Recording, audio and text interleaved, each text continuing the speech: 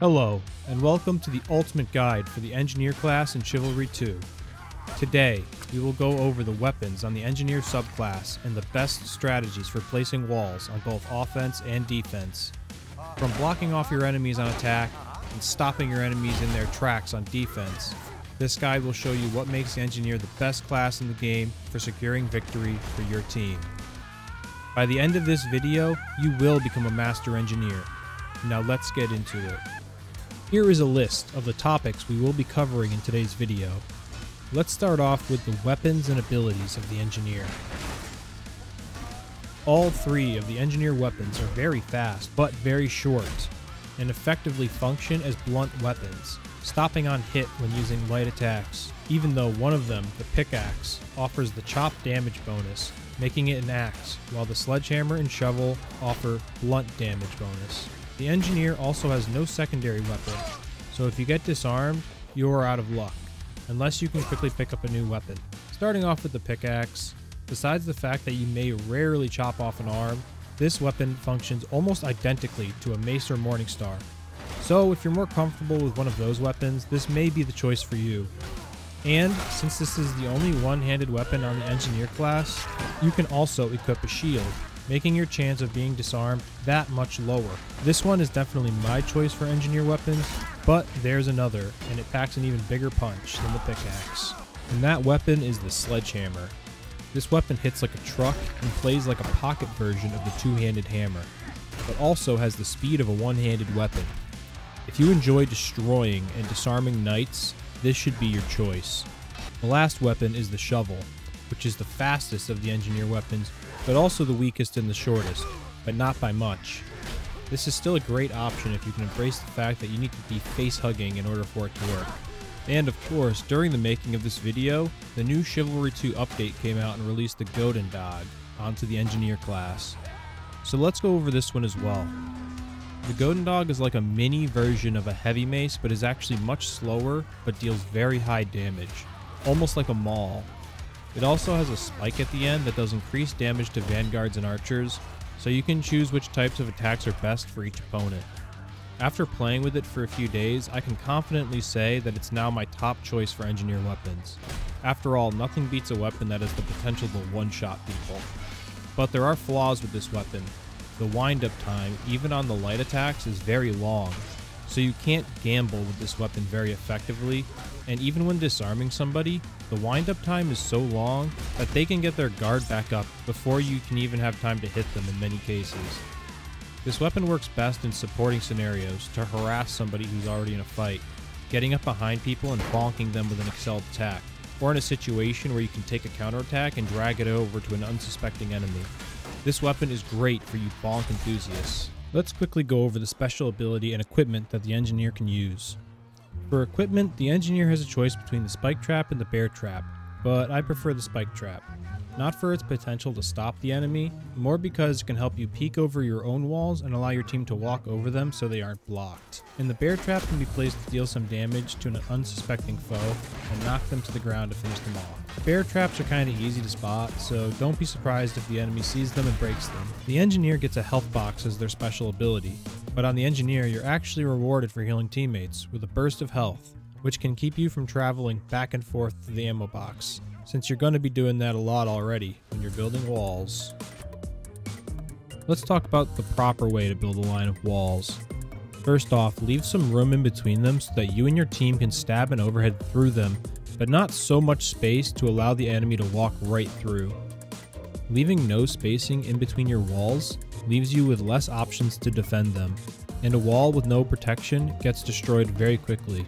When working together with another Engineer, consider staggering the build into a more pyramid-type structure so that you can cover more area with your walls while also having a wall in reserve so you don't have to run back into the ammo crate so soon. Here are a couple of other wall layouts you can use.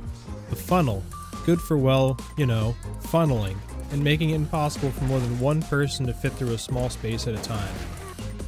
Second, the box, another funneling tactic, but used to funnel them into a specific direction. In this situation, I didn't want them to get to the staircase as easily. Number 3, the staircase. Good for forcing a portion of the other team to overextend, allowing your team to pick people off. Number 4, the double up. Great for blocking off a door or a flank that only one person can normally fit through. And lastly, the triangle.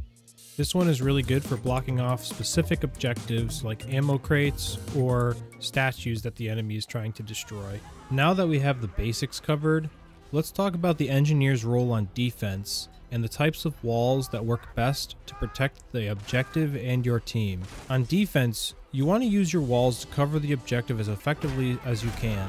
On breakable objectives like Phaedrad's tomb, you can put walls directly on the tomb by placing them backwards.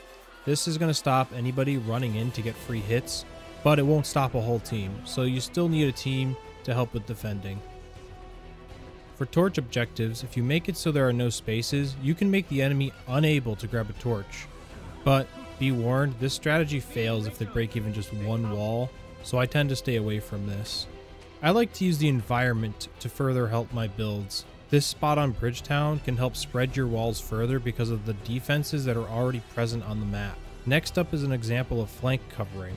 I use the double up method on a one-person walkway, ensuring a long delay to whoever flanks. If you have nothing to break, you can pick up a weapon off the ground, since engineer weapons tend to be on the shorter side. I pick up the battle axe here. Here I cover up another flank that immediately gets pushed, and the team comes to make sure that that flank fails. Next up, I used just 2 walls to cover up this destructible, and it held them off for a very long time. By the time they broke into the next area, it was too late for them and they lost. Remember, it's your job to add more walls when some get broken. Keep up with this or you're not fulfilling your role for the team. Fake is another great map for walls. Here, I block off the stairs and somebody jump past them and trap themselves near a ledge. People will try to bypass your walls, but put themselves in a bad position while doing so. Take advantage of people overextending. Your walls are like old Jenkins' lawn. I like to flank to the front of the walls and get those damn kids off my lawn. Here is an example of using walls to cover up objectives like boulders that they need to use the kata. But this can also be used to protect your team's health box too. You can easily make a staircase inaccessible with just 2 walls. Here they can still get up if they jump, but this is like shooting fish in a barrel. Remember that if your walls are up too long, they will eventually break. So you must periodically pick them up and drop them back down again to refresh them. This also heals all damage on your walls. The engineer can help Argon take flags by placing barricades in front of the flagpoles. Right here was close, but Argon was able to lift the first pole. On the rare chance you have to push on defense like with Thayek's last objective, you can try and block the spawn wave like I did here. I held them here for almost 40 seconds, and this alone is enough to win the match if your team is on point. I'll show you more of this on the attacking side. The last topic for today's video is the offensive engineer. Now, while this is traditionally a defense class, there are many creative ways to use engineer walls to make the defending team's lives a living hell. And there are many situations where you may need an engineer to help your team push forward. But on attack, your team will not always need an engineer, and it's really more situational. Also be warned that attack engineers need to be pretty aggressive compared to the defensive engineers, and you're going to find yourself going on suicide missions pretty often. Your weapons do high damage to breakables, and can really clutch certain hard to reach objectives that can cause your team to lose prematurely. So make sure you're switching to NG when tasked with breaking objectives like on Fallmire. You may be the deciding factor for your team to keep the map going or to suffer a crushing defeat. My favorite thing to do is to block off spawn waves.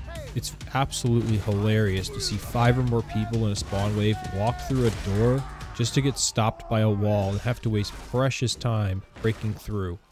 In these examples, these spawn blocks devastated the defense and allowed us to take the courtyard, defeat the heir, and on Fallmire it allowed us to free Thorn. Spawn blocking is pretty dangerous because if you mistime it, it can easily get you caught up in a spawn wave, so make sure to wait until the area is clear. There are other situations where you may not be able to get to a spawn wave, but you can block a choke point that the defense needs to cross in order to defend, like this spot on Fallmire, which blocked the entire team from pushing us, and on this staircase on Rudhelm, which can force people to take a different route. And just like on defense, if there's nothing for you to break, don't be scared to pick up a weapon off the floor to increase your range and killing potential. Here we swap out for a messer. And a general tip, if you're going to block off an access point, it's polite to use a spike trap so that your team can continue on their path. I was a little late here, and the poor noob had to find another way. After watching this guide, I hope you're better versed in what it takes to be a truly effective engineer.